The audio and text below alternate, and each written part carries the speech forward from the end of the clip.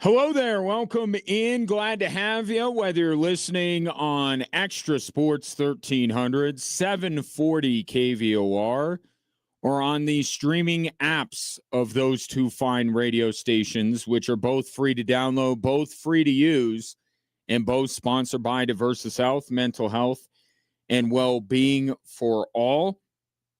Will be,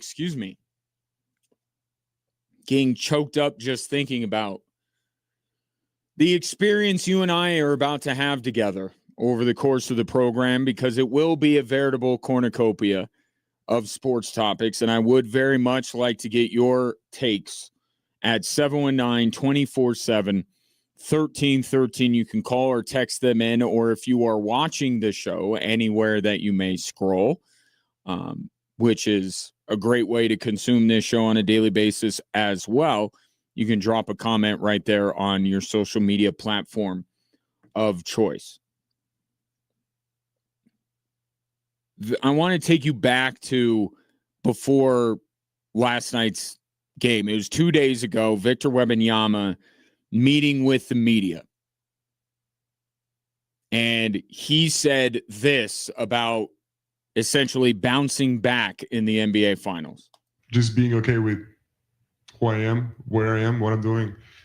I think at the end of the day, this is everything that I wish for. So there's no reason to really overthink it. This is what I'm built for. Seemed pretty built for this last night, didn't he? 32 points on 11 of 18 shooting, became the youngest player since Magic Johnson in 1980 to put up at least 30 points, 5 rebounds, and 5 assists as the San Antonio Spurs get into this series with a 115-111 win. But what you're seeing in this series, and that's why I continue to say 7-game series, best type of playoff format that you can get, because of this reason, because of what you're seeing from the Spurs. You're seeing a young team learning, adapting, growing up, if you will, right in front of our very eyes. They walked into last night, and I want to say they, because yes, Wemby is the story, and I'll spend more time on him than anybody else on the San Antonio Spurs. But how about Steph Castle?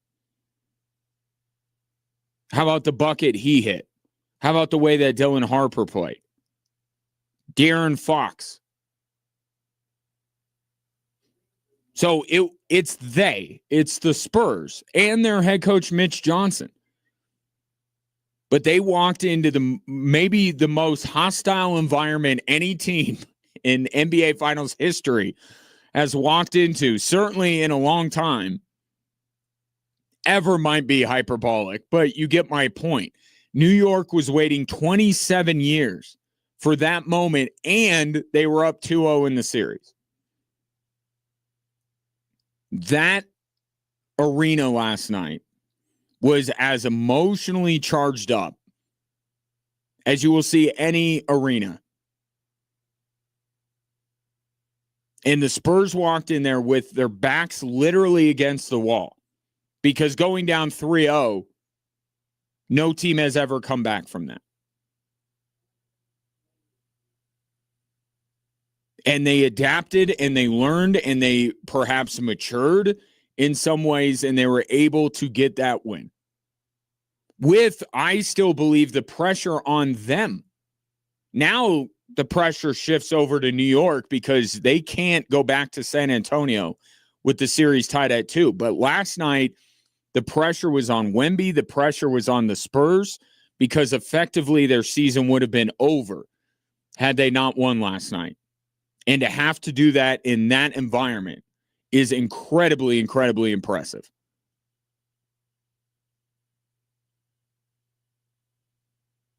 And I just think it's the Spurs, because their head coach, Mitch Johnson, is young as well. I just think they don't know what they don't know. And the little periodic check-ins from Greg Popovich, I think, help. But you got to go through it. You got to experience it. It was our whole premise, or my whole premise with San Antonio, like, surely they can't grow up and mature and learn the lessons that are taught to you in the playoffs on the fly to be able to win a championship.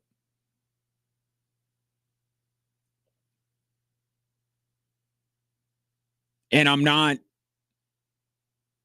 saying that, I'm guaranteeing that the Spurs are going to win this series or anything like that. But last night was a key moment in the development of this Spurs team that everyone believes is going to have some staying power.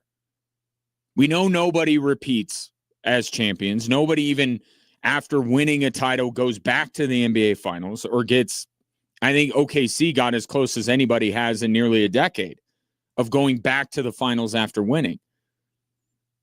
But we think that the Spurs are going to be around for a while.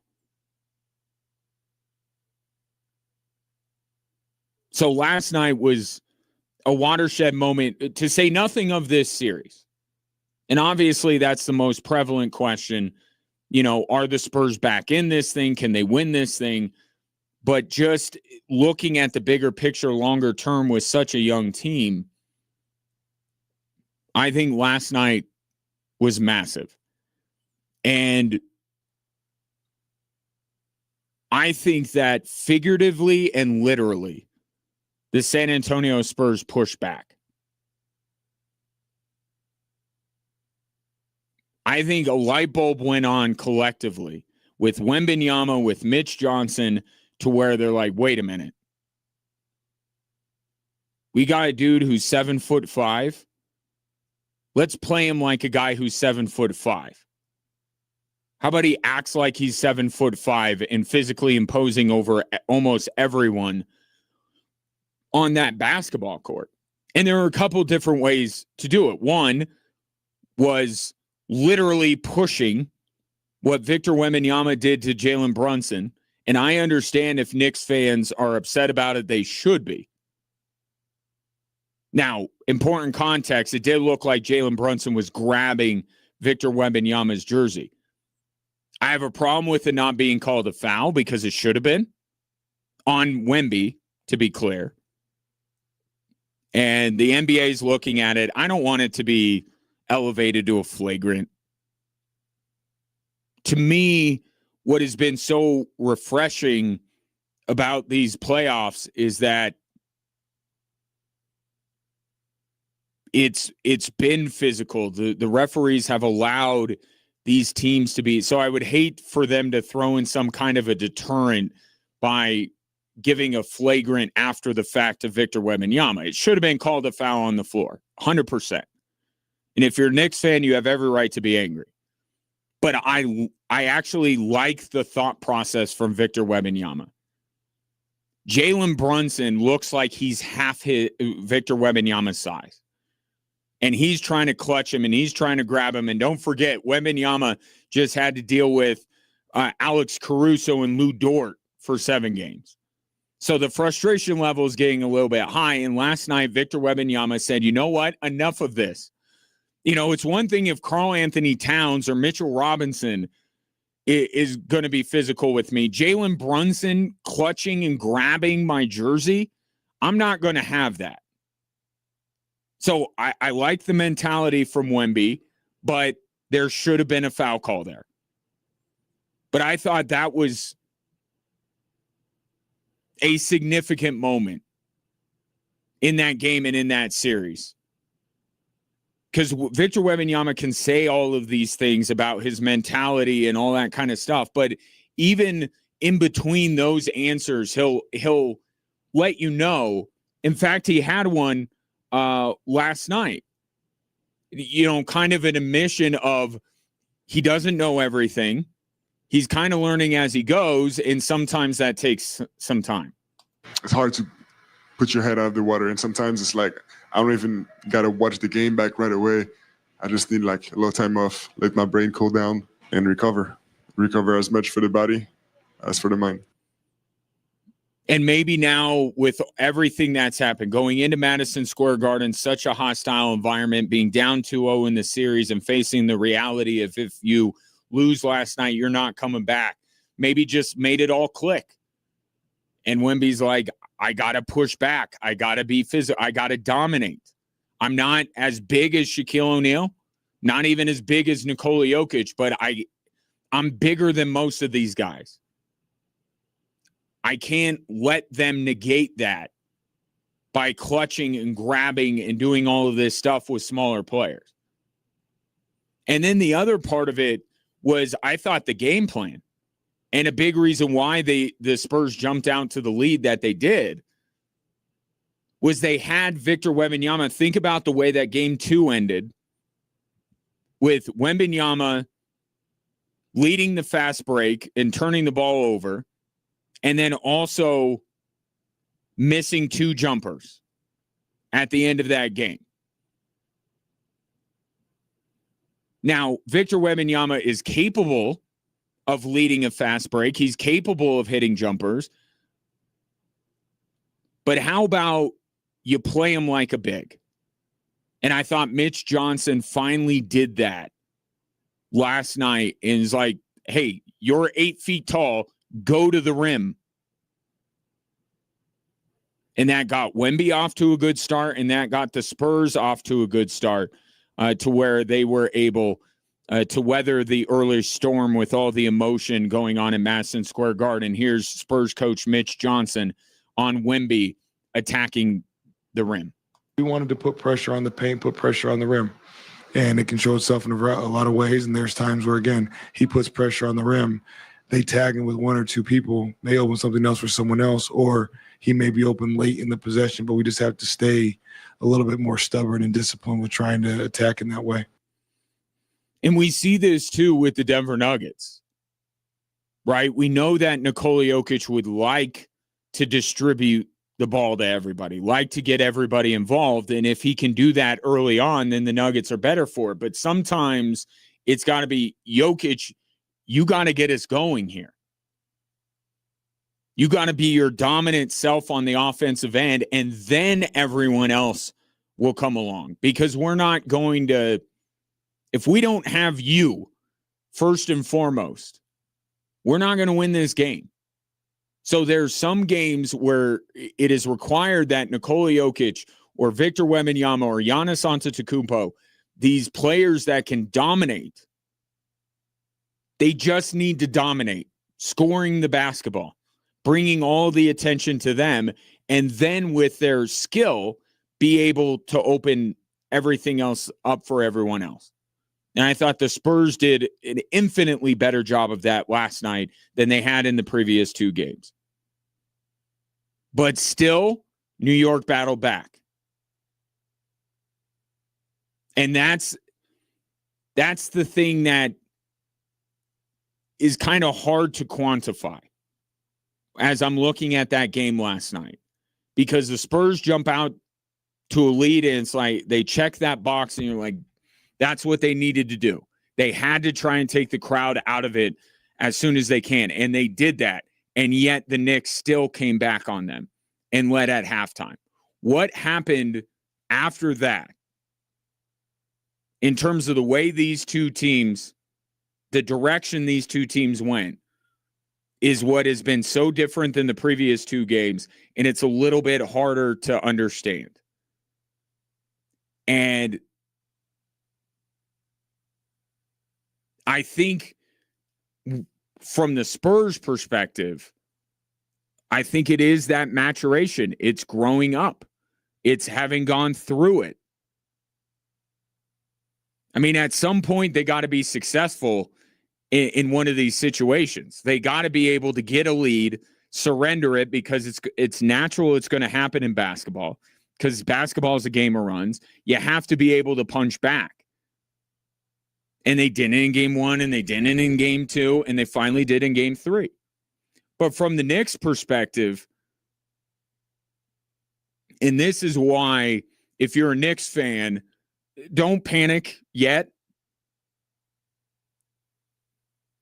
Like tomorrow night, If you lose, then we got a very different conversation going on. But the Knicks had won 13 games in a row in the postseason. We haven't gotten that since Curry's Warriors. They have been on an unbelievable run. Not Rocktober. It's not fluky. That's how good the Knicks are.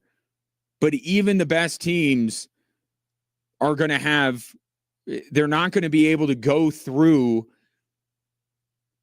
16 straight wins. It just doesn't really happen.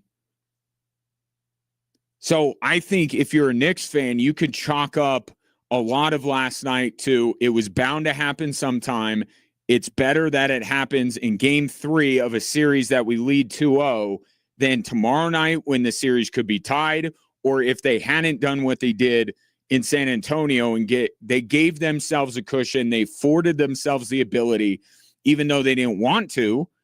No, the Knicks didn't want to lose last night, but built themselves the cushion to be able to lose and still wake up this morning and go, we're in good shape.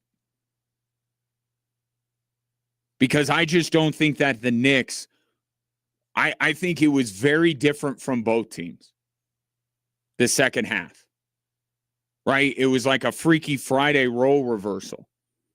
Spurs were clutch. Spurs were making shots. Knicks, they were the more physical team. The Knicks were the less physical team. They didn't defend. They didn't knock down shots. What they hit? 2 of 14 3-pointers in the second half. I don't know if it's mental. I don't know if it's physical. I'm just saying the Knicks were due for something like that. And because the Spurs pushed back, because the Spurs figured out some things, they were able to exploit that and eventually win that basketball game. That still came down to the wire. And that's the other part from New York's perspective. It's like they still had a chance to win that game late. They just weren't playing nearly well enough in that second half to be able to pull that game out. But we got a series now. The Spurs are in this, and tomorrow night becomes vitally important. I think the Knicks are okay right now. They will not be if they lose tomorrow night at Madison Square Garden. And the pressure, by the way, is going to shift over to them now for that very reason. They can't squander going up 2-0 in this series and then go back to San Antonio and essentially give San Antonio a reprieve for losing those first 2 games at home. Knicks can't let that happen. But last night, you saw Victor Wembanyama and the Spurs grow up and start to understand what is required and what they can do to be at their best. And they were, and the Knicks weren't. 115-111 is the final. 2-1. Knicks still lead the series. I'll take your thoughts at 719-247-1313. A lot of potential reasons why last night went the way it went. The guy that, except for the one that Mike Brown brought up. Got to get to that a little bit later. Drive Time Sports just getting underway here on 740 KVOR and Extra Sports 1300.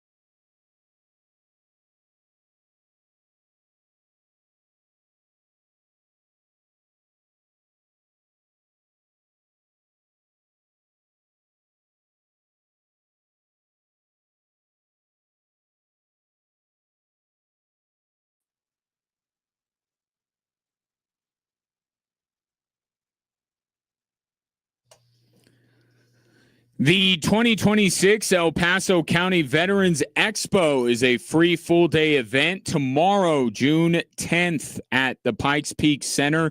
It's designed to connect veterans and their families with resources, opportunities, and information to help them thrive. If you need more info, the website is elpasoco.com/veterans-expo. You can Google El Paso County Veterans Expo, but it's not like you need to buy tickets. So just show up tomorrow at the Pikes Peak Center if you're a veteran or you're a family member of a veteran, and take part in this great event. Seems like everything, even when it seems as basic as, resources for veterans, seems like there's costs associated with everything these days, right? This is free. So please take advantage of it tomorrow at the Pikes Peak Center. Kevin Weeks, NHL analyst, tweeted out something. He likes to get use out of the eyeball emoji. He also likes to film videos where it's just focusing on his forehead. I don't quite get that bit, but now it's taken on a life of its own, so he constantly does it. But with the eyeball emoji, he had a picture. It was like clip art of a hockey goal. What could this mean? Vague posting from Kevin Weeks. Well, not really. Because the story going into tonight's Game 4 between Carolina and Vegas is who's going to be in goal for Carolina. And to me, you don't tweet that out if you're Kevin Weeks, if it's Frederik Andersen going back in goal. That's not eyeball emoji. Eyeball emoji is Brandon Bussey's getting the start tonight.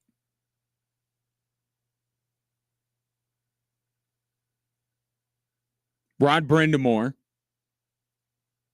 says that he knows on who his goalie is, but he's just not going to tell anybody. We'll keep it quiet. It's the only suspenseful thing around here that I have to hold on to. So it seems to have taken a life of its own, so I kind of enjoy it. And when I heard that, I kind of thought, oh, he's going back to Frederik Andersen. I don't know why. Just kind of a vibe I got off of it. That almost like Rob Brindamore doesn't think he's joking about, suspense or whatever, but I think he's very matter of fact about it. Like he doesn't quite see what the big deal is. So with that thought in mind, it kind of led me to believe it would be Frederik Andersen back in goal, but it could also be because Rob Brindamore is not a big subscriber in the idea that the team in front of said goalie may perform differently with one or the other in goal. Here's Rob Brindamore. As a player, whoever they throw in there, I'm not worrying about who's in net. Do you know what I mean? I'm going to try to do my job, and they got somebody's in there is going as good, and it's really not that big a deal. So it doesn't affect how we play whoever is in the net. And I get what he's saying, but I also disagree. Like, I agree that the players in front of either Bussey or Andersen don't radically change the way that they play. But I am a believer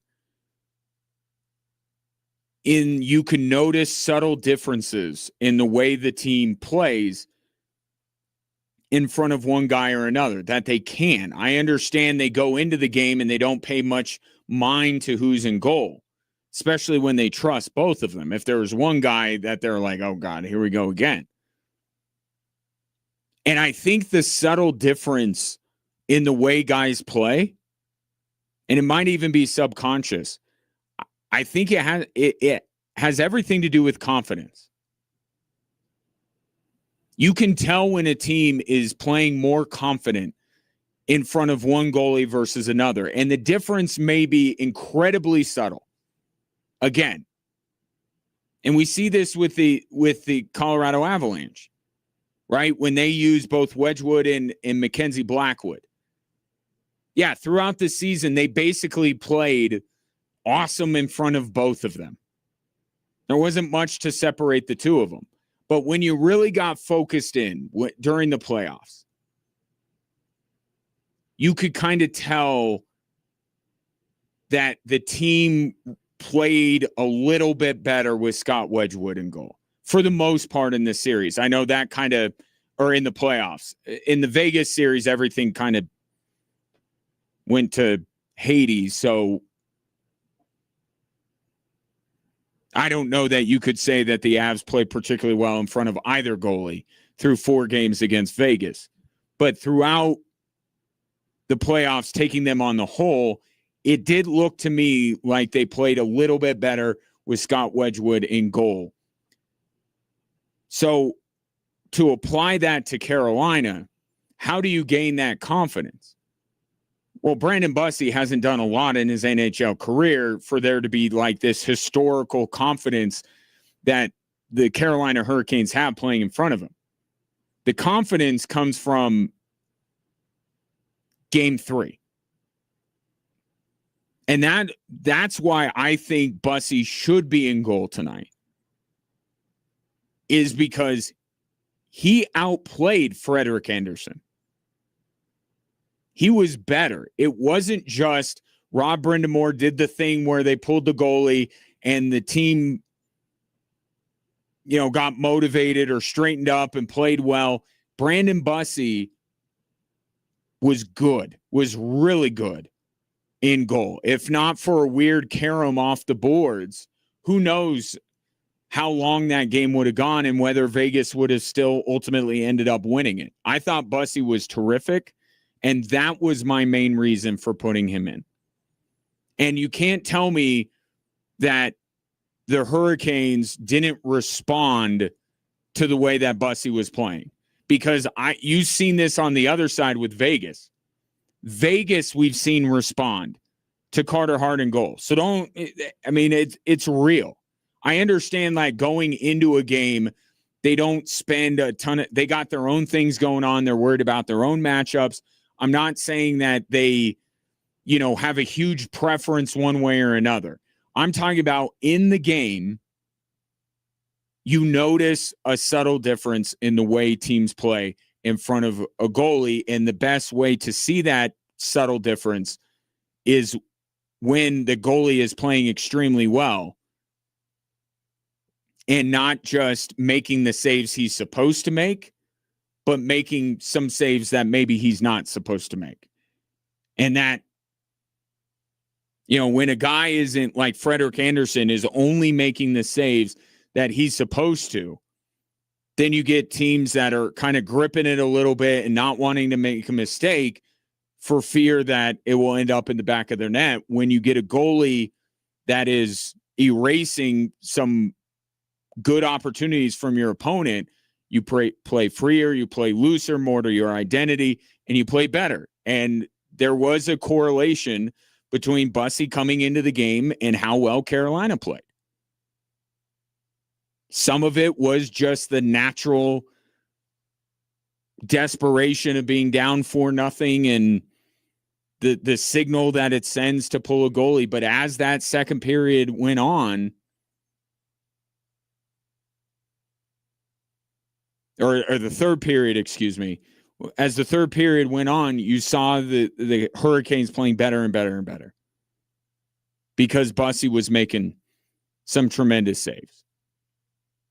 So I get what Rob Brind'Amour is saying, but it matters. Coaches do this for a reason. They use switching out goalies for a reason. The team does respond.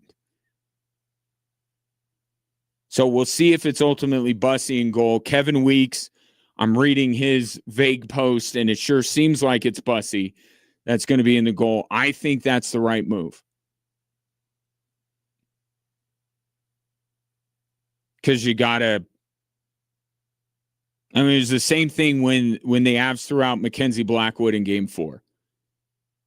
I know it's not exactly the same situation, but let's be honest about it. Can Carolina afford to go down 3-1? I mean, really? I don't think that they can. So it's kind of the same thing. Saw a guy that maybe can energize our group. Maybe, I don't know if Bussy is profiled to have a higher ceiling than Frederik Andersen. Frederik Andersen's been a good goalie for a while. But I think it makes all the sense in the world. And we'll see if it gets Carolina to even up this series.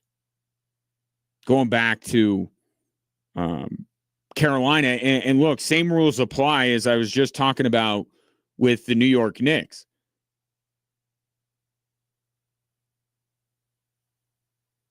Right? If I don't know that Vegas has a lot of pressure on themselves tonight, but if they lose tonight, then the pressure builds a little bit. I think there's some pressure still on Carolina tonight because they really got to get this win. Another interesting piece here when it comes to the Carolina Hurricanes that Rob Brindamore said, and it sounds like I'm covering the Carolina Hurricanes.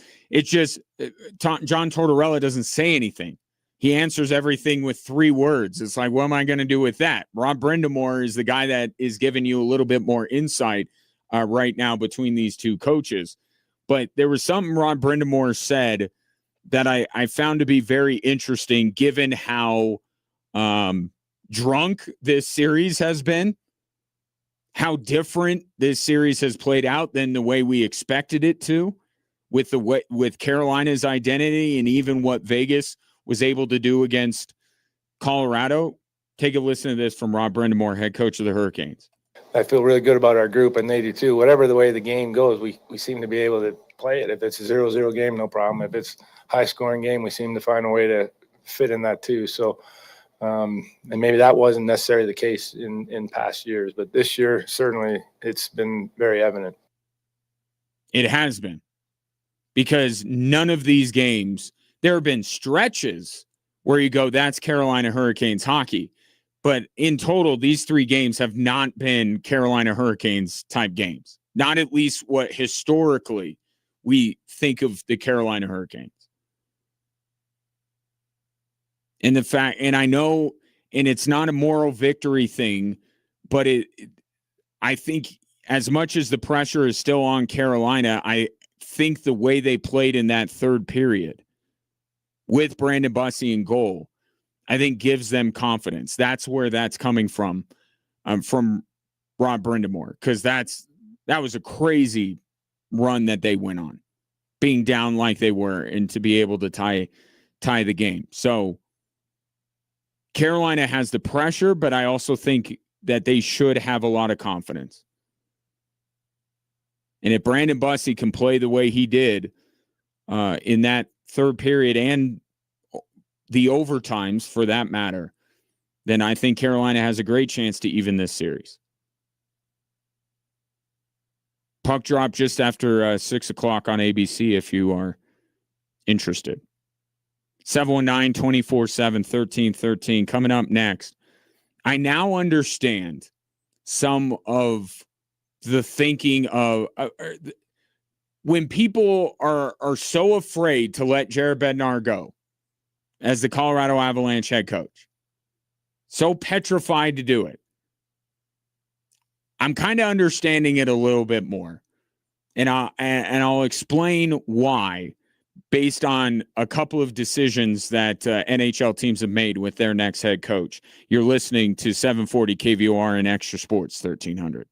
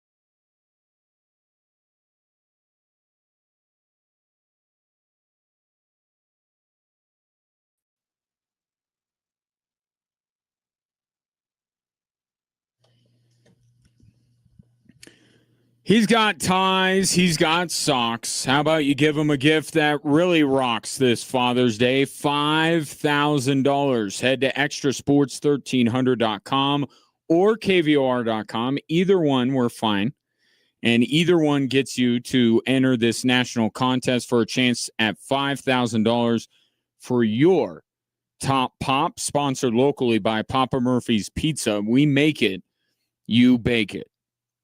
So Joe Sakic, the new old GM of the Colorado Avalanche, old, new old, he used to have that job, and now he has that job again with Chris McFarland's departure. He's going to speak on Thursday. And the primary the first thing, I don't know if it's primary, maybe they'll ask about the roster and everything else, but I think the first topic that will be broached is Jared Bednar. Okay, because there were some who were calling for Jared Bednar to be fired. I was at least saying that it should be very much explored. And even if you decide not to let him go, he's in a lame duck year coming up this season. So I think there has to be some action one way or another. Either you got to let the guy go or you got to give him some sort of an extension. Even a 1-year thing to just kind of put that on the back burner. Yes, you may have to revisit it again, but if this team is as successful as the Avalanche hope they'll be, then it would be a no-brainer. Here's another 3 to 5 year contract. Jared Bednar, just be the Colorado Avalanche coach forever. Maybe not forever, but for the foreseeable future. And I have acknowledged from the outset that while it would be wise for the Avalanche to consider making a coaching change, I understand the natural reaction to that being, well, who are you going to get that's better? And that is a valid point. I think that you have to first decide whether Jared Bednar is the right guy for right now for the Colorado Avalanche, and then take that next step and go, okay, who can we get? Because I don't know if it's about, you're not going to find somebody with better credentials than Jared Bednar sitting around. Right? But it's the right temperament. It's a new voice. It's all these other things. But I understand the counter argument. I understand why people push back. And I also look at the hiring cycle right now in the NHL, and I go, yeah, if this is where the Avalanche are going to go, if these are their options, then yeah, just keep Jared Bednar. So the LA Kings bring in Peter Laviolette, who by my count has coached all but 3 teams in the NHL. The guy has been New York, Washington, Nashville. Now he's going to LA. Peter Laviolette. Rangers. He's coached everywhere. Not Colorado, though. And from the Kings' perspective, he is, for a team that has largely depended on, a defensive structure and low scoring and mucking up the neutral zone, Laviolette is a change of pace for sure. But he's also somebody that, goes to a place.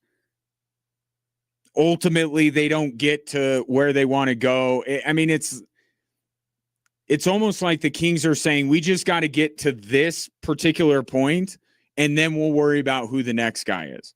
He's almost a placeholder, and maybe the Kings can have a little bit more success along the way. I'm not trying to say that Peter Laviolette is not a good coach, but it's just how many places has he been? And part of that is because he never quite reaches where that particular franchise wants him to go throughout most of his career.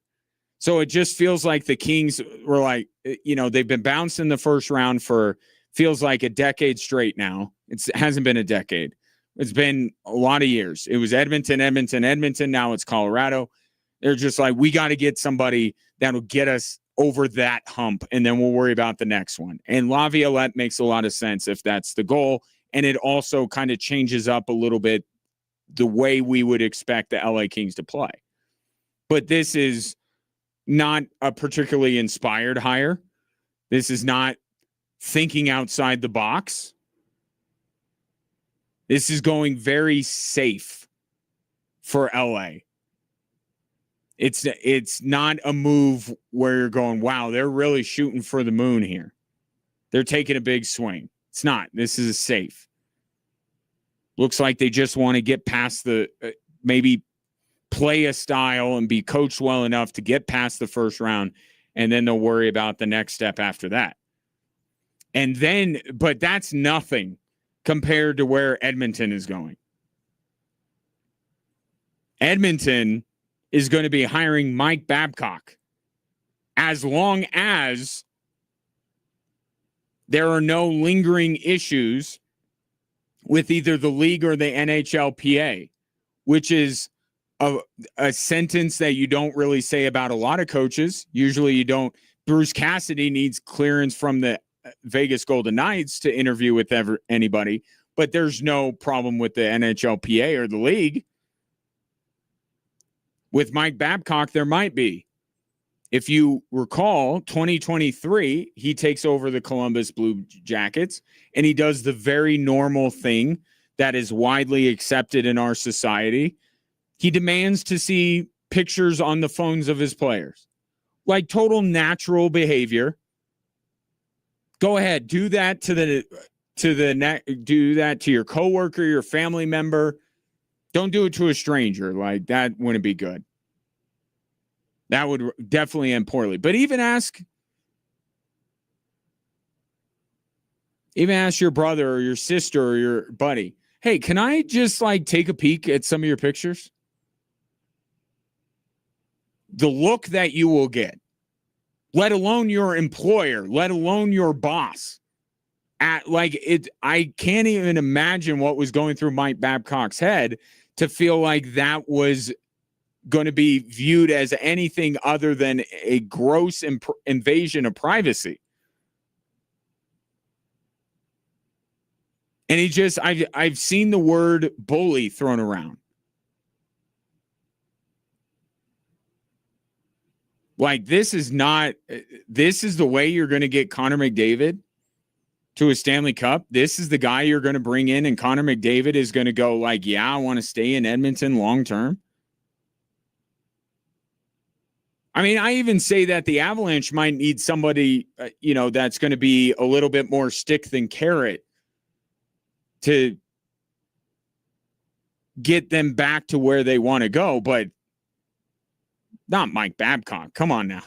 Nobody's talking about, nobody even brought him up of the myriad of rumors that have been out there about all of these coaches. Mike Babcock has never come out once. And now he's going to be taking over one of the most high-profile teams, one of the most desperate, and I guess that's what this is born out of, desperation. Desperate franchises with arguably the best player in the league. Not arguably, if you ask the players, as they voted him the Ted Lindsay Award winner. But this is what you're going to do? Like, this is taking a retread to the nth degree. Like, the Kings get Peter Laviolette, and I still think Peter Laviolette is well-respected and liked and generally viewed as a good coach, maybe not a great coach.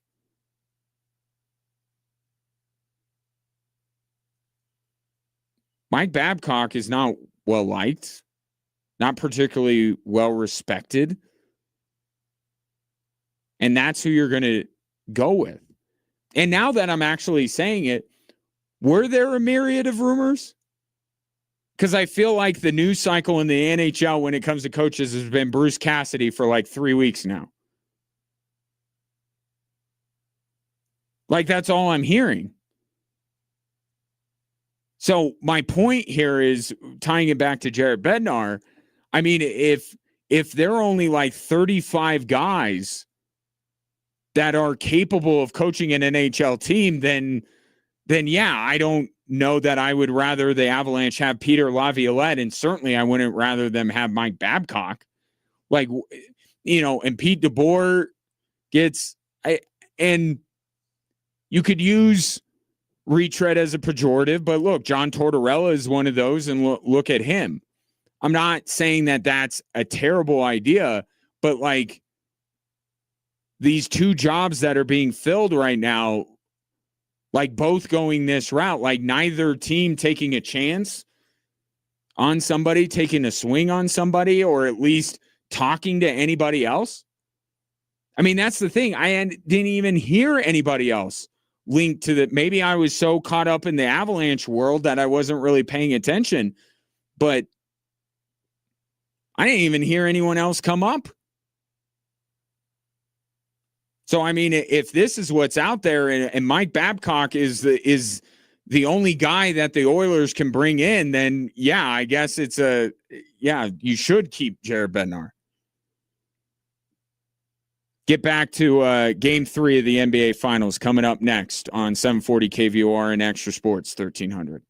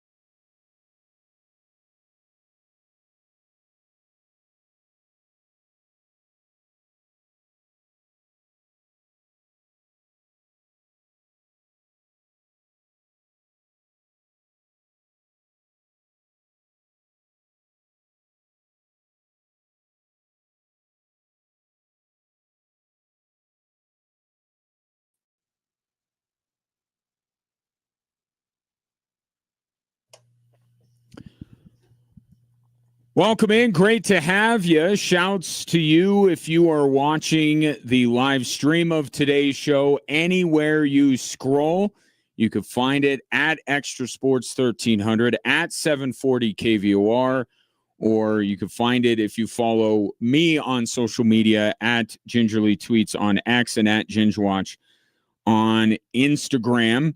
I would appreciate the follow. I say this and people think I'm joking. I'm not joking. My self-esteem is tied to the amount of followers I have on social media. It is the year 2026.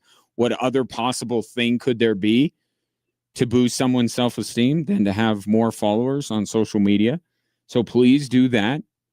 And then like, subscribe, do all the other things that you tend to do on social media. We would greatly appreciate that. And most importantly, leave a comment, because this is an interactive experience. If you're listening to the show on KVOR or Extra Sports 1300, you could simply call or text into the show at 719-247-1313. Spurs are now in this series, winning Game 3 of the NBA Finals 115-111. Very impressed with the way that the Spurs played in that hostile environment.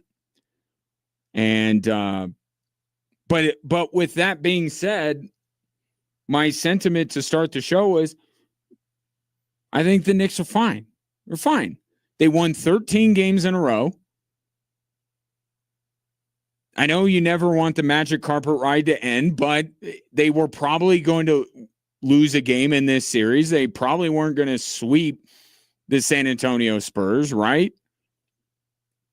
Better to have that kind of a second half performance when you're up 2-0 in the series and your next game is at home than some other potential situations. So I think that the Knicks are fine. Last night, I'm sure, was very disappointing for Knicks fans who have been waiting 27 years for what happened last night, but they're good. They're fine. But why is, if what I'm saying is true, why is Mike Brown pulling the ripcord here? This is him as he sits down. The first thing he talks about in his post-game press conference. San Antonio is a great team. They're a great team. Okay. It's going to lower our odds big time if we play game 4 and in the second half they get 24 free throw attempts to our 8. Why are you pulling the referee ripcord up 2-1 in the series? It makes no sense. And that was, 22 seconds of like a minute-long diatribe that he kind of stumbled around and was almost like at various times he was contemplating in his head, should I be going down this road? Well, I'm kind of already down this road. Now I really want to go down this road. Like it wasn't clear. It wasn't concise. It was meandering. It was verbose, but I don't understand the premise. Trust me, I watched game 2 surrounded by Knicks fans. Okay? Game 2 was the game to be like, what is going on with the officiating? Right? That was the game to say something because the officiating was poor. But this is what coaches always do. This is performative.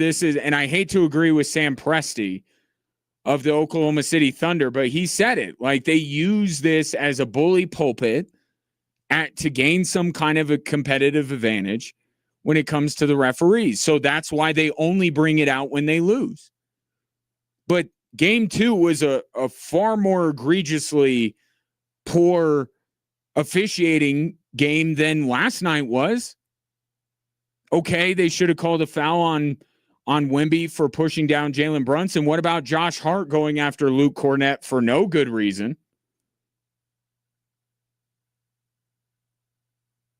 Like, I didn't come away from that game being like, man, Knicks really got gypped there with the officiating in that game. I just thought they lost it. So to do the referee thing,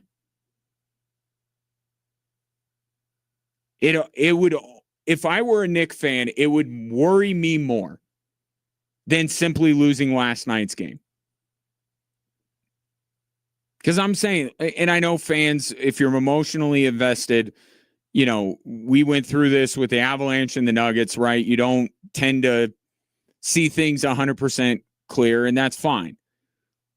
But I legitimately think you could get to the end of that game, and as disappointed as you are, go, we're good. Disappointed, but we're good. And then Mike Brown steps to the podium, and he's like, we can't win if the free throw disparity is 24-8. By the way, like he starts it off by saying, I've never been in an NBA Finals game. Well, I know you haven't been, but can I interest you in the abomination that was, what was it? Game, had it, want to get the exact game. Game 5 of the 06 Finals.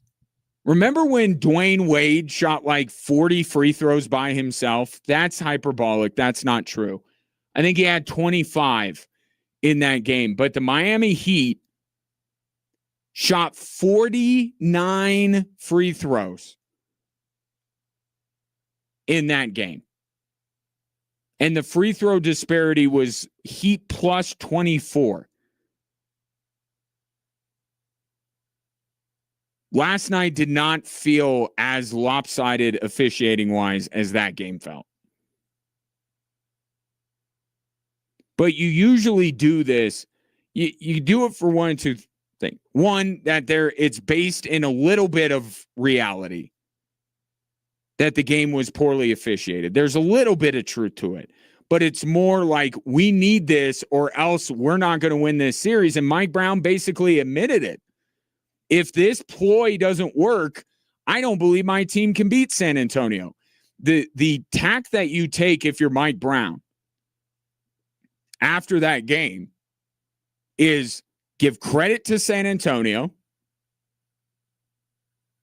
and then talk about how your team, because this is an absolute fact, did not play up to their capabilities. The Knicks team that we saw for the entirety of the playoffs was not there in the second half last night. So you can easily explain away last night and saying that we had a bad half. I know who my team is. We proved it all throughout the season. We got 2 wins in San Antonio. I mean, like, it feels like Mike Brown is panicking despite being 2-1 up in the series and doing it at a time when I think the general sentiment is that it wasn't that poorly officiated of a game. It wasn't that lopsided. You didn't watch it feel like the Spurs were getting every call. Again, you had evidence to that in game 2. And maybe that's part of it. Maybe there's a carryover for game 2. And Mike Brown, knowing the way the game is played, you don't want to, waste that bullet doing it after a win. You want to do it after a loss. So maybe it's some carryover from game 2 in a game that I did not think was well officiated. I wouldn't say it was so lopsided in San Antonio's favor in game 2, but it was poorly officiated. They missed quite a few calls and got the Knicks on some bad ones. But you're up 2-1. Show confidence. Show that you're comfortable. You're good. Disappointed, sure, but there's a lot of different things that you can sit there at a microphone and say that I would be on board with as to why last night is not suddenly the complete turning point of this series and now San Antonio is going to win. Say we weren't ourselves in the second half, but we're going to get back to it in game 4. And here's the other thing. Again, he's not that good at this. Like, there's a way to deliver that message that's strong and it's succinct, and he meandered on for like a minute and 20 seconds, basically saying the same thing over and over again. Like, if you want, there were so many missteps. One, you shouldn't have done it in the first place. Two, if you're going to do it, be clear and concise with it. And I know Mike Brown's not, an angry coach. He's not Michael Malone or Tibbs or whatever, or Popovich, but just be maybe a little bit of emotion behind it. I just think he got the delivery wrong, but in the first place, I don't know why he's doing this. It's not necessary. And his own player moments later was like, yeah, I don't know what that guy's talking about. Here's Karl Anthony Towns. That didn't cost us the game. Turned the ball over, didn't execute, didn't do what got us 13 straight wins in a row. That's how you lose a game. We didn't do what we've been doing for 13. We decided to do something different. It ain't going to work. And throwing the ball away is a clear indication of how you're going to lose a game, especially in the playoffs. And Karl Anthony Towns was not good last night. Hyped him up yesterday, deservedly so, and I'm not out on Karl Anthony Towns. I still think he's got the inside track to be the NBA Finals MVP, but he didn't have a good night. He wasn't what he was through 2 games. And that's what makes tomorrow night fascinating, because the way that San Antonio decided, hey, we're going to use our 8'5" guy to use that size to his advantage, and he's going to go to the rim, and he's not going to settle for fadeaway jumpers. So how does because Karl Anthony Towns didn't respond well to that last night. But I'd like to give him a game to be able to bounce back and to be able to adjust. But Karl Anthony Towns delivered the right message. We have been doing something this way for 13 games in a row. Tough, resilient, playing defense. And we lost the plot in the second half last night. But we're not going to do it again in game 4. Karl Anthony Towns had the perfect response. Mike Brown, I mean, even if they get tied 2-2, I mean, all hope is not lost here. It would be bad. It would be worse than it is today.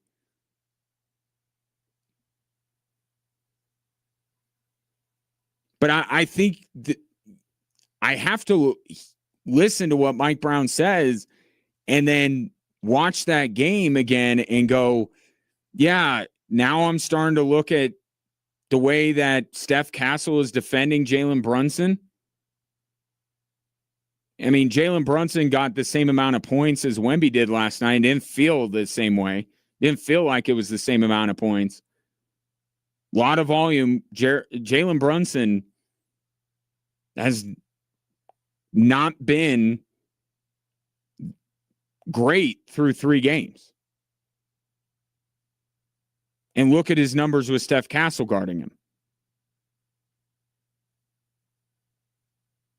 This is the first opportunity for the New York Knicks to show that they figured something out with the Spurs. Because I saw last night Mitch Johnson and the Spurs figuring out a whole lot of stuff. Mitch Johnson had Wemby attacking the rim more. He had Fox and Harper and Castle all on the floor at the same time. I thought he tightened up some of his rotations to mitigate, the potential for some runs from New York, where the Knicks are playing Jordan Clarkson and Jose Alvarado significant minutes last night. But again, all that is fine. Trial and error. You're trying something because you feel some sort of way. Coaches should have license to do that and then learn that that's not the right way to go and recalibrate. So the Knicks have that opportunity. I'm exuding more confidence in the New York Knicks than Mike Brown is. It's not the time to try and pull that Phil Jackson, Steve Kerr stuff. And you can only do it like the once. What is he going to say tomorrow night if the Knicks lose? Then what is it going to be? We got a lost series left. It was too early for Mike Brown to pull that ripcord. Weird. I think the Knicks are doing fine. If they lose tomorrow night, not so much, but right now, they're up 2-1 in the series. They're barely recognizable at points in the second half. I don't believe this Knicks team is falling apart. But if your coach is pulling the ripcord on criticizing the officials and saying we can't win, if that's what the free throw disparity is, it's like you're voluntarily putting doubt into people's minds when you don't need to. Last night was a night to go, fine. Disappointed, but that wasn't us. Weird from Mike Brown last night. Karl Anthony Towns handled it much better. That's not why they lost. Officiating is not even close to why they lost. Not even close. But the reason why they lost, as far as what they did wrong, like the Spurs did a lot right. So let's see in game 4, the Spurs continue to do those things right, and let's see the Knicks get back to the team that we have seen them be throughout the entirety of this postseason, with now 2 exceptions. Right? That's it.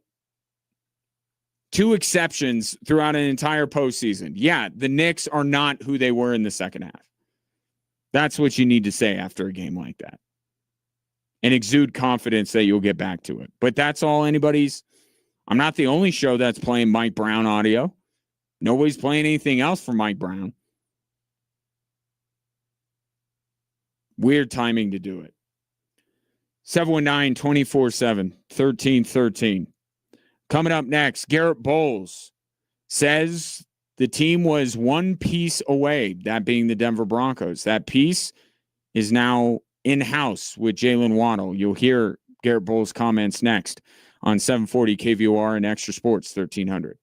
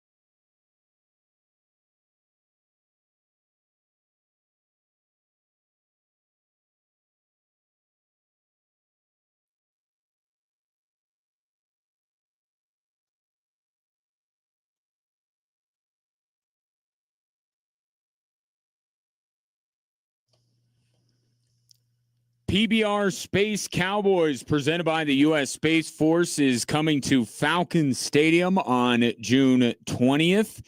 It will combine elite team bull riding plus a live concert by Grammy Award-winning superstar Tim McGraw and star of the movie adaptation of Friday Night Lights. Just as an aside, you know who Tim McGraw is. I don't need to tell you who Tim McGraw is. You could get your tickets if you look on the front page of extrasports1300.com or kvor.com. You could see the artwork for the show. Click on that. Boom. You're right where you need to be able to get your tickets for that entertainment extravaganza at Falcon Stadium on June 20th. Garrett Bowles was on NFL Network and talked about the addition of Jalen Waddle.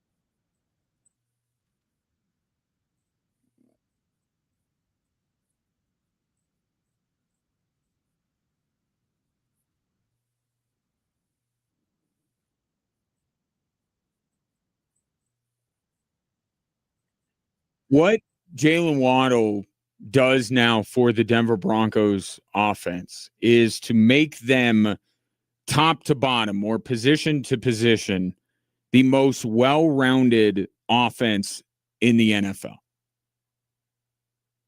Maybe not best. That remains to be seen, right? Because you look at Buffalo, they have Josh Allen. Baltimore has Lamar Jackson. Those are Joe Burrow in Cincinnati with his receivers.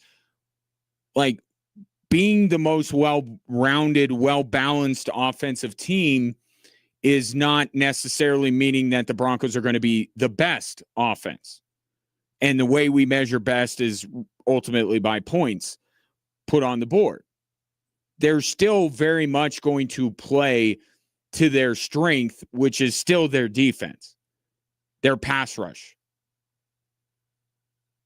Right? They're going to want to get a lead, and they're going to want to allow the Broncos pass rushers, who will be in that pass rushing group, little bit of a question these days, but get them to pin their ears back, get after the quarterback. And now with Jalen Waddle, you have a guy that gives them the ability to convert on early drives in the game.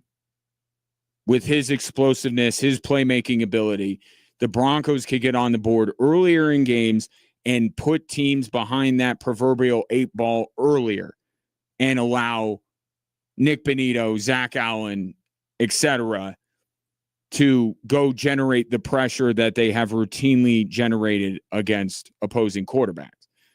You may like Buffalo's offense more because Josh Allen. You may like Baltimore's offense more because Lamar Jackson. But position for position, you're not going to find a team that is, and I'll use this word, stacked.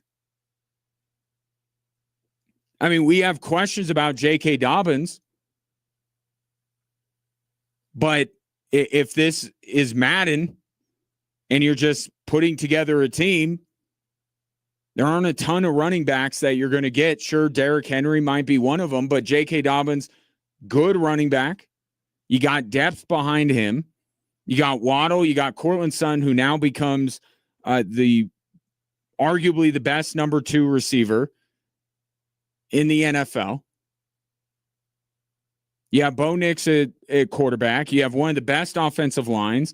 Like, they're the only position, and I know the one that you're thinking, tight end. Well, the fact of the matter is we're all trying to figure out how Davis Webb is going to be different than Sean Payton calling plays.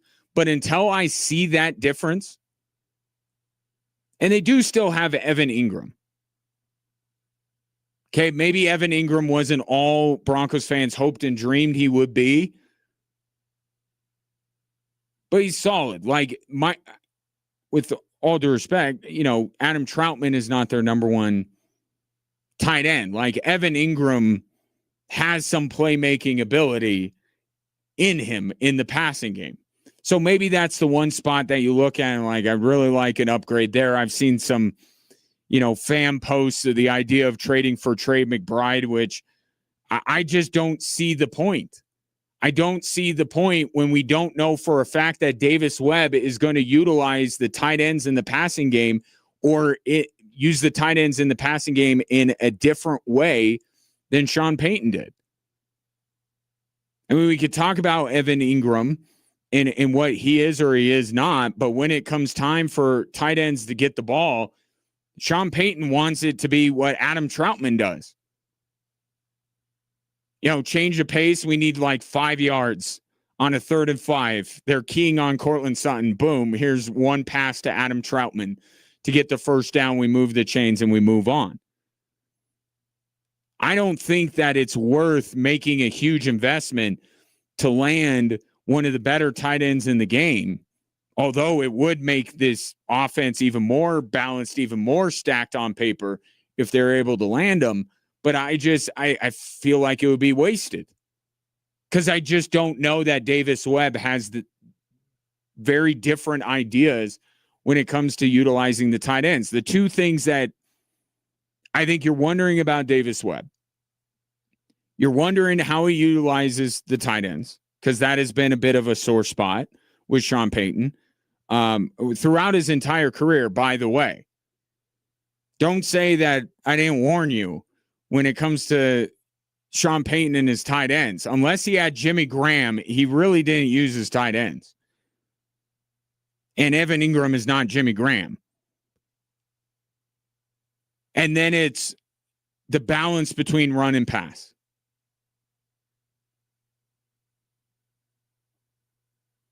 Right, and I'll include Bo Nix as part of the run game. Right, but just the overall balance, what will Davis Webb strike that balance, stick with the run game a little bit more than Sean Payton did. But even if you leave, Evan Ingram there and you don't make a massive trade to bring in a Trey McBride or something, it's still top to bottom the most well-rounded and balanced offense. And that also is why Davis Webb has got to be a little bit different than Sean Payton when it comes to his commitment to the run, just slightly. Because they have the ability to truly keep defenses off guard. Garrett Bowles mentioned that, and Cortland Sutton did this too the last week at OTAs. The decision that defenses are going to have to make when it comes to Jalen Waddle or Cortland Sutton. And I would say more often than not, they would decide to roll that safety over to Jalen Waddle's side. But that's fine if you're a Bronco, because now Cortland Sutton is not the one getting extra attention, and he can use his frame in his third down red zone prowess to be able to make big plays to complement what Jalen Waddle does. But the Broncos truly have the ability to maybe not be as high-powered as the teams with the elite class of quarterback, the Mahomes, although who's Mahomes going to throw the ball to? And even they're making a move for, with Kenneth Walker coming in, the Chiefs should run the ball a lot more than they have in recent years. But Baltimore and Buffalo, yeah, you'd think that the quarterbacks are capable of leading a higher powered offense than maybe you believe Bo Nix is. But the balance that they're going to be able to strike with all the personnel they have on the field, both sides of the field, with Waddle on one side, Cortland Sutton on the other, how it opens up the run game. If they stick with the run effectively, that opens up things. Like, if you're a Broncos fan, you got to be, if you're a Broncos fan and you play Madden, I don't know how you don't plug this team in and play a few seasons. You got to be excited about what this team can do. Maybe not the most explosive offense when all is said and done, but it's hard to look on the offensive side and say there's a massive hole right here. And there was, right before Jalen Waddle. There absolutely was. And it's why right now is the right time for the Denver Broncos to find the right player in Jalen Waddle to fill that void.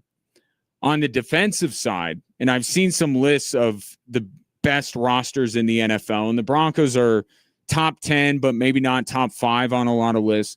And I understand why. It's because if there are holes on this team as a whole, it's on the defensive side. It's the side opposite Pat Surtain, right? There's a hole there. There's a hole at inside linebacker. And do we know for a fact that Malcolm Roach is going to step right into the role John Franklin Myers had and everything will be just as productive? And we got to find that out. I like Malcolm Roach, and I think they certainly have the ability to do that. And Zach Allen is the guy that makes that unit go. But it makes sense from a roster construction standpoint, right? Because you can't have everything. So you're going to leave yourself vulnerable in certain spots. So you say, opposite Pat Surtain and at one of the least important positions on the defensive side, at inside linebacker, we'll live with it.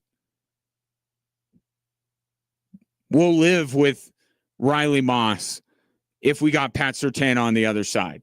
We'll live with letting Dre Greenlaw go at that position that's not a premium position on the defensive side. Plus, we have the pass rush to compensate for everything. So it's really smart roster construction on the part of the Paytons here to say, where are we willing to leave ourselves a little bit more vulnerable? And I think they've chosen the right they chose the right side of the ball because they need to put every asset they can onto the offensive side, but also leaving, I'll say, the right vulnerabilities, just vulnerabilities at the right spots.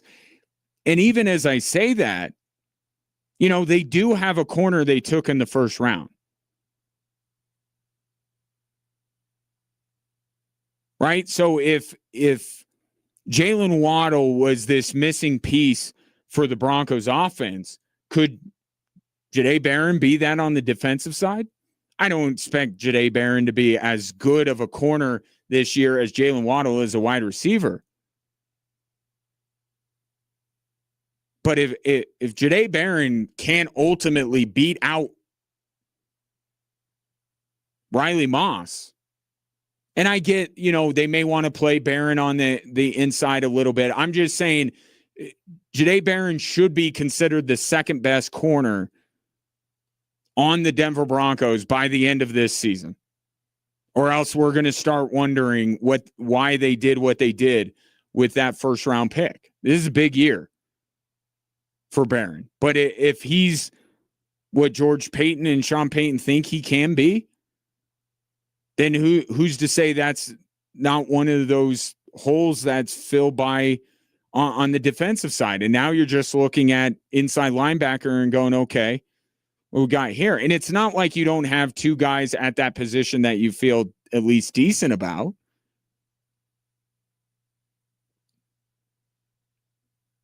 If you do it the right way, like the Broncos have, this is what you can afford when your quarterback is on a rookie deal. You could put together a well-balanced, well-rounded roster. But I agree with Garrett Bowles. I mean, we've been talking about it.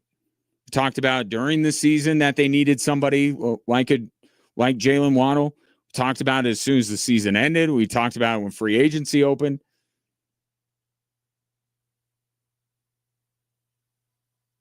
What Aaron Gordon was to the Denver Nuggets all those years ago, Jalen Waddle can be that exact same thing for the Denver Broncos. 719-24-7, 13-13, back after this.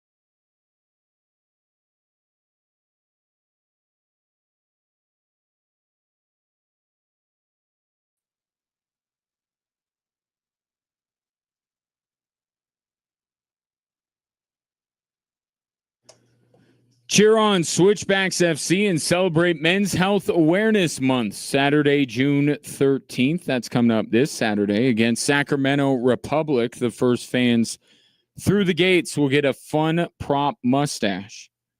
Kickoff is at 7. Get your tickets at switchbacksfc.com. I don't need a prop mustache. I can, not that I ever get any of the giveaways at the Switchbacks game, but if I wanted to have a mustache for Saturday's game, I could absolutely do that. But when I've done that, the reviews haven't been great. So keep it the way it is, probably.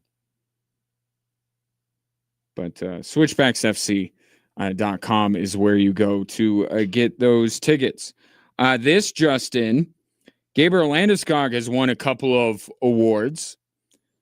He won the Mark Messier NHL Leadership Award, which kind of speaks for itself. I don't know that I really need to expound on what that means. He also just won the Bill Masterton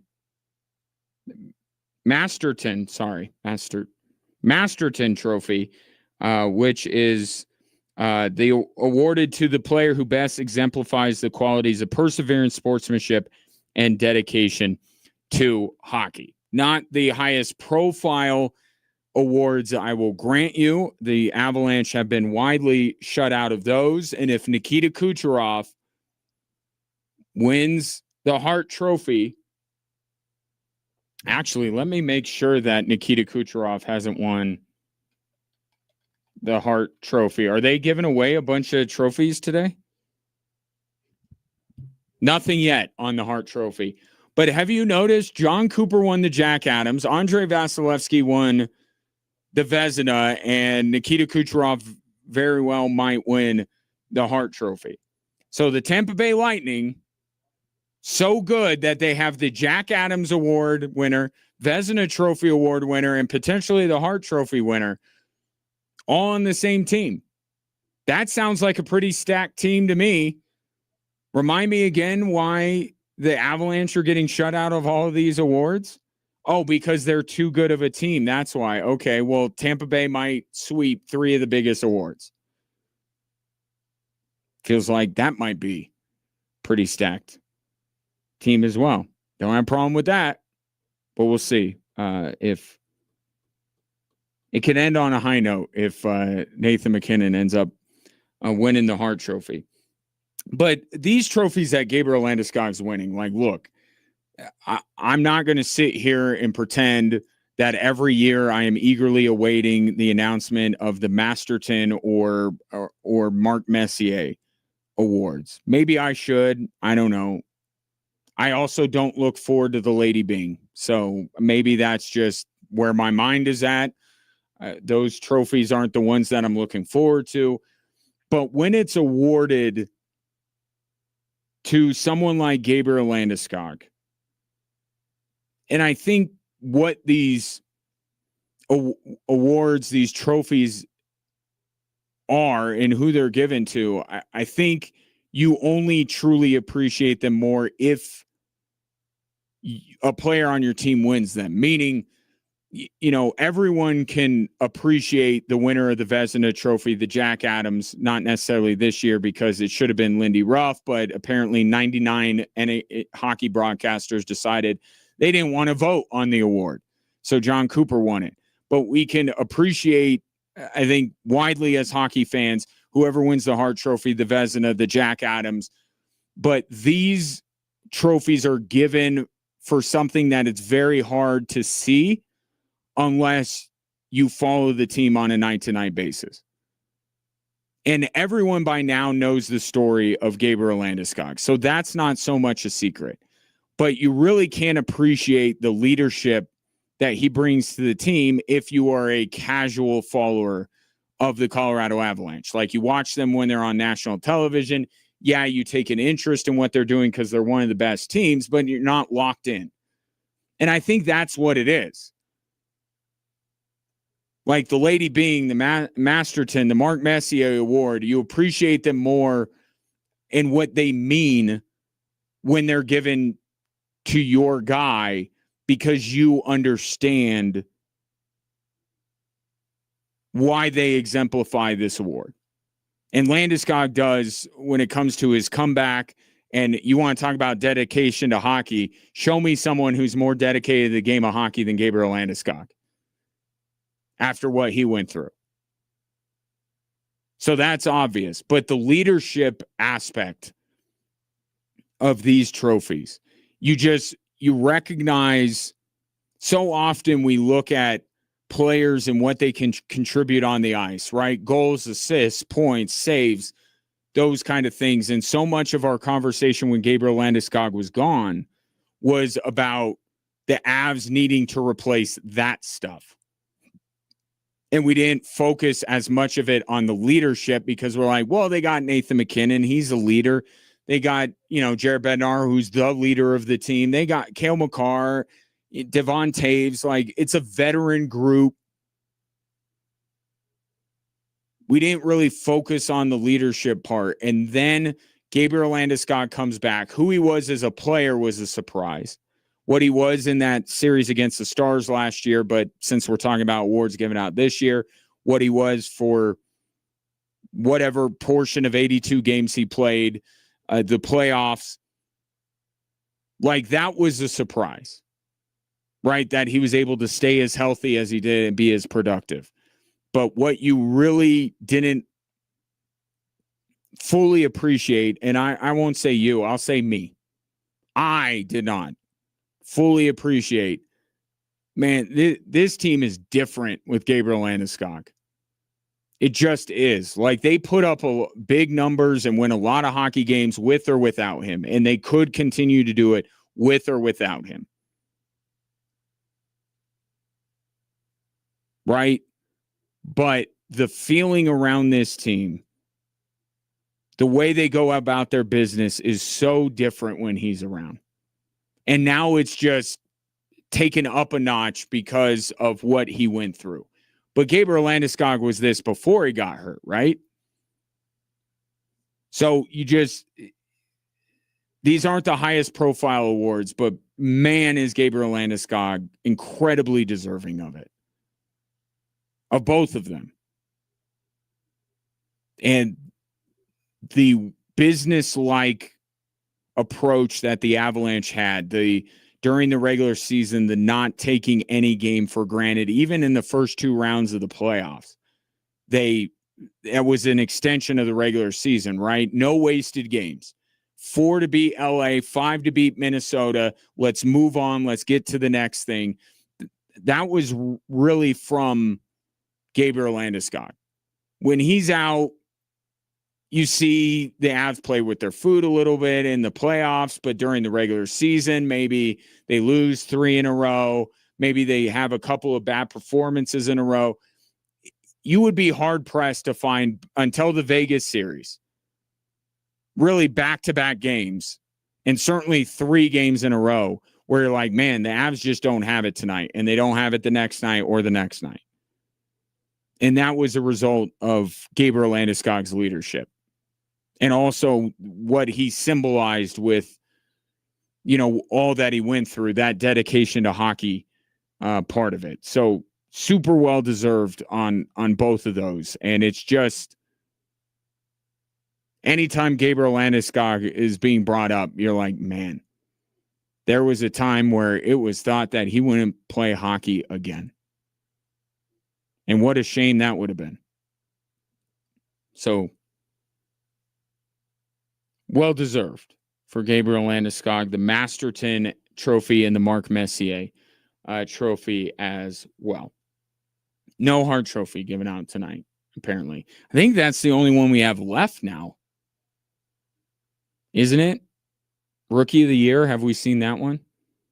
Done the Vezina, Jack Adams. Ted Lindsay was the other day. Connor McDavid won that. Nathan McKinnon wasn't even up for that, which is a farce.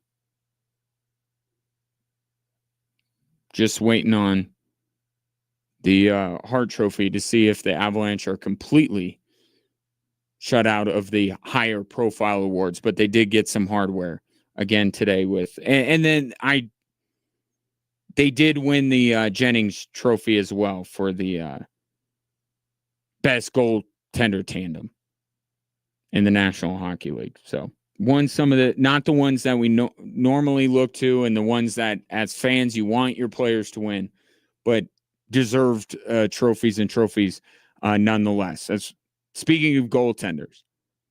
Kevin Weeks tweeting out earlier today, eyeball emojis and a clip art gif of a hockey goal tells me Brendan Bussey is going to be in net tonight for the Carolina Hurricanes as they try to avoid going down 3-1.